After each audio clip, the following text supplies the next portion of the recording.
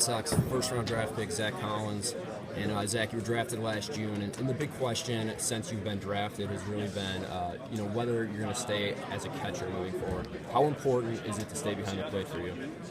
To me, it's one of the biggest things I have to prove this year, and just got to keep working hard. I think we have one of the best catching coordinators, John Orton, and I think he'll help me out a lot. And I see no reason why I shouldn't stay back there. So. And you even spoke on it, but you're a left-handed hitter, powered all fields, you get on base a little bit, and you talked about being compared to Jim Thome a little bit. Have you had a chance to meet Jim Thome yet? And if so, what did you hear from him? I haven't met him yet, but I wouldn't compare me that good yet. But hopefully, I can be compared to him by the end of my career.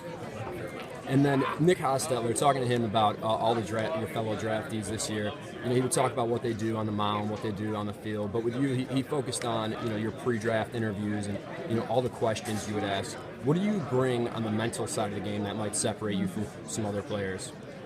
I mean, I think I'm one of the most even-keeled players, whether I'm 0 for 20 or 20 for 20. I think I'm the same player, and can always bring the same personnel to defense, even if I struck out 5 times in the game. I think that's important as a catcher to be able to stay even keel and still learn how to handle the pitchers and be the same guy at all times. I think that's the biggest thing. Always have fun. In the White Sox, the front office has taken on a bit of a youth movement, and you got a lot of young guys here with you today. How are all the young guys feeling about the new direction of the team? I think they all feel great. I mean, I feel great about it, and I think it's going to be really good for the White Sox. And we got a lot of great players, as you know, and I'm very excited to catch and play with all of them.